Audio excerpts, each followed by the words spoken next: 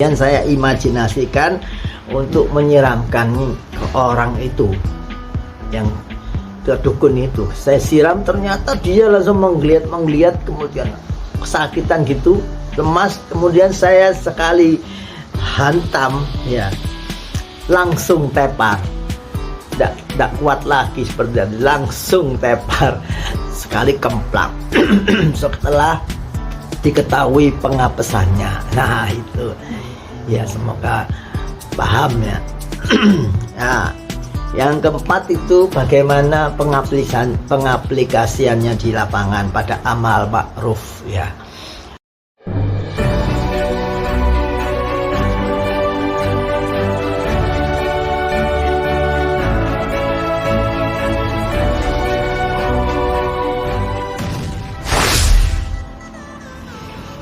Assalamualaikum warahmatullahi wabarakatuh. Alhamdulillahirabbil alamin.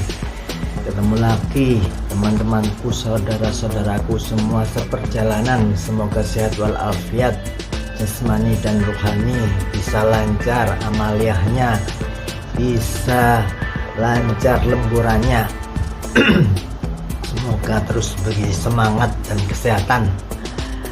Langsung saja, topik kali ini adalah judulnya kekinian ya, yakni imajinasi kreatif yang presisi.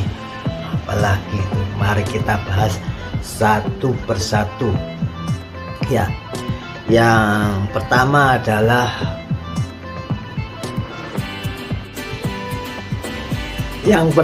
adalah dalil imajinasi. Jadi Islam tidak melarang orang yang berangan-angan atau berimajinasi ya, asalkan angan-angannya tersebut untuk kebaikannya. Dalam hadis riwayat Ibnu Hibban dan Tabrani ya, dari Aisyah radhiyallahu an, Rasulullah Shallallahu alaihi wasallam bersabda, ketika kalian berangan-angan, perbanyaklah, karena sejatinya dia sedang meminta Robnya subhanahu wa ta'ala. Nah, ini ketika berangan-angan itu, kita bayangkan itu artinya kita itu sedang meminta kepada Allah kalau sambil lafadznya. Makanya bisa wujud di alam gaib itu wujud ketika manusia itu lafadz mengingat Allah, zikrullah, terus kemudian dia berimajinasi, maka bisa wujud. Kalau imajinasikan pedang, wujud pedang dan lain sebagainya. Dan makhluk-makhluk penduduk gaib itu bilang itu namanya sakti, sedangkan kita hanya berimajinasi saja, melamun gitu ya. Ini penjelasan dari dawuh Kiai ini. Tapi kenyataannya juga kita sering begitu. Maksudnya di lapangan itu seperti itu. Kita hanya imajinasi dengan menguatkan lafaz ya. Jadi ini ada dalilnya. Kemudian yang kedua, definisi ya. Definisi imajinasi itu adalah kemampuan mental seseorang, mental itu pikiran ya, untuk membuat gambaran, ide atau konsep ya, menggambarkan, membayangkan ya, membuat bayangan yang tidak ada dalam kenyataan, yang dibayangkan, kita lafaz, kita bayangkan kenyataannya. Misalkan nggak punya mobil, kita bayangkan terus mobil, akhirnya bisa punya mobil. Nah, analoginya seperti itu ya.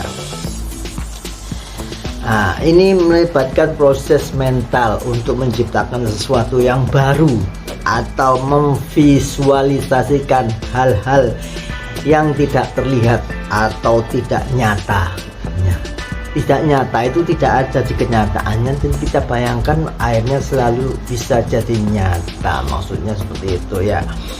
Imajinasi ini memungkinkan seseorang untuk berpikir kreatif ya.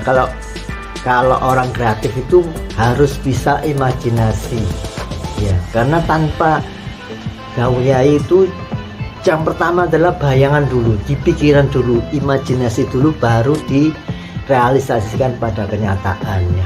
Jadi seperti itu. Mesti orang mau bangun rumah itu mesti mikir dulu rumahnya yang bagaimana, mesti ada di benak dulu, diimajinasikan dulu. Jadi gitu ya.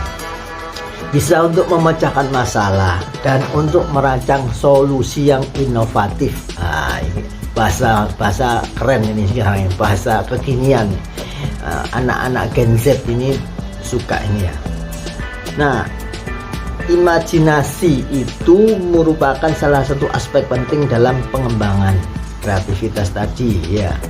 Contoh imajinasi ya, misalkan seorang seniman kalau membuat patung ya, diimajinasikan dulu patungnya yang bagaimana, pegang apa senjata, apa pegang pulpen, apa pegang buku, itu diimajinasikan di hayalannya dulu, di pikirannya dulu, baru direalisasikan. Jadi seperti itu. Yang kedua, seorang penulis, imajinasi dulu ketika mau mengarang itu cerita silat, itu sekarang imajinasinya bagaimana, orangnya pegang apa. Jadi seperti itu. Yang ketiga yang banyak sekarang ya, contohnya yang ketiga yang banyak sekarang dialami marketing itu ya, desainer produk itu menggunakan imajinasi, dibayangkan dulu imajinasinya, produknya berwarna, bersinar, terus kemudian muter gini ya, itu bisa buat untuk marketing. Jadi seperti itu, semuanya ada hubungannya dengan imajinasi. Makanya ini penting ya, ini akal pikiran yang fitur yang diberikan Allah harus kita pakai semaksimal mungkin. Seperti itu analoginya ya, penjelasannya ya. Nah, yang ketiga itu adalah cara melatihnya. Nah, misalkan yang pertama imajinasi presisi ya, imajinasinya itu yang dibayangkan itu pas, gak melenceng, gak salah sasaran. Itu caranya bagaimana melatihnya, yaitu membayangkan sesuatu secara detail.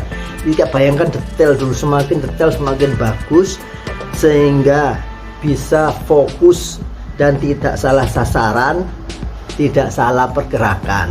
Bayangkannya detail, oh orangnya seperti ini, oh pakai kacamata, oh pakai apa, orangnya kulit hitam, oh pakai rambutnya panjang. Jadi seperti itu, semuanya detail, sedetail mungkin. Itu pandangan hakikat itu sedetail mungkin, memang seperti itu ya. Kemudian setelah kita bayangkan, kita tarik misalkan ya, melatihnya penarikan golongan tertentu ini. Oh ternyata yang kita tarik ini seorang kunti yang cantik sekali, misalkan seperti itu dibayangkannya. Kemudian waktu dimasukkan tidak usah dijelaskan ke mediator apa yang ditarik itu, masukkan aja, nanti tinggal diinterogasi mediatornya apakah benar itu tarikannya seperti yang dibayangkan. Nah, kalau benar berarti imajinasinya semakin presisi. Terus seperti itu berlatihnya. Dulu seperti itu saya awal-awalnya di majelis sepakat untuk melatih imajinasi presisi bersama-sama, latihannya seperti itu ya. Jadi jangan ngobrol ngopi, itu kita harus melakukan perbuatan yang bisa untuk menaikkan derajat kita, seperti itu di majelis. Jangan sampai nganggur. Selanjutnya, cara melatih imajinasi kreatif bagaimana? Nah, ini imajinasi kreatif, yaitu bisa membayangkan sesuatu yang cara kreasi atau cara yang belum pernah terpikirkan kita. Orang lain mungkin ya kan, kita tak tahu pikirannya masing-masing, karena semua hal pasti ada cara penanganannya ya. Biasanya jika belum menemukan cara penanganannya, itu membuat manusia itu sering putus asa, padahal cara penanganannya saja yang belum ketemu. Maka apa? Maka kita sandarkan pada Allah semata, kita berdoa minta pada Allah, ya Allah cara menanganinya ini bagaimana, cara yang ini bagaimana. Kita terus sandarkan, karena kita harus terus zikrullah, mengingat Allah ya. Kita minta sama Allah. Nah, Kalau diimajinasikan seperti itu, biasanya akan segera muncul di benak ini apa gambaran. Ya, jawabannya itu ditampilkan di benak biasanya, atau di suara, atau terserah ini perantaranya yang mau menyampaikan yang bagaimana. Kalau tidak ada jawaban sama sekali, ya bisa berlatih lagi. Kemudian bisa juga ini memang tidak dijawab atau dirahasiakan. Misteri itu lebih baik misteri daripada dibuka, maksudnya seperti itu. Jadi semua itu hanya masalah diketahui atau belum diketahui, gitu aja. Semoga paham, pikir dewe. Maksudnya ya pelan-pelan, nanti diulangi lagi ya video ini ya, supaya ini apa durasinya biar tidak lama-lama, biar tidak membosankan. Nah, ini misalkan saya kasih contoh, ketika dulu pertama kali saya tarung dengan dukun itu ya, saya itu mentok teman-teman. Saya pakai ini, pakai jurus ini yang diajarkan itu kuat gitu. Ternyata punya ilmu kebal tingkat tinggi yang tak tembus itu sulit. Nah ini makanya itu bukan, itu bisa dianggap gak apa ya, serangan kita tidak tembus, tapi sebenarnya tembus, cuman itu apa namanya, terkena pelindungnya. Jadi kemudian saya berdoa pada Allah, minta ditunjukkan solusinya. Ternyata kemudian muncul di benak ini gambar lampu minyak. Nah, apa lampu minyaknya? Kemudian saya berpikir lampu minyak mungkin disiramkan. Kemudian saya imajinasikan untuk menyiramkan orang itu, yang ke dukun itu. Saya siram, ternyata dia langsung menggeliat, kemudian kesakitan gitu, cemas. Kemudian saya sekali hantam ya, langsung tepar, tidak kuat lagi seperti itu, langsung tepar sekali kemplak. Setelah diketahui pengapesannya. Nah itu ya, semoga paham ya. Nah, yang keempat itu bagaimana pengaplikasiannya di lapangan pada amal ma'ruf ya. Saya bahas amal ma'ruf saja, supaya kalau nahi mungkar itu nanti apa namanya, pemahamannya ya bisa beda ya. Yang pertama, imajinasi presisi itu saya pakai untuk mengambil sesuatu yang penting dari kumpulan yang banyak ya. Misalkan karena orang itu pekat ya, banyak gaibnya, maka yang saya pilih adalah gaib-gaib yang bermasalah saja saya ambil, misalkan seperti itu, yang membuat sakit saja. Misalkan gaib-gaib lainnya ya terlalu lama kalau dibersihkan semua, maka saya ambil yang penting saja, yang bermasalah. Seperti itu aplikasinya di lapangan, itu imajinasi presisi. Yang kedua, imajinasi kreatif, bagaimana aplikasinya di lapangan. Itu pernah saya pakai imajinasi kreatif itu, membersihkan orang tenar yang mengaku sakti kebal hukum. Ya itu mungkin beberapa sudah tahu siapa itu ya.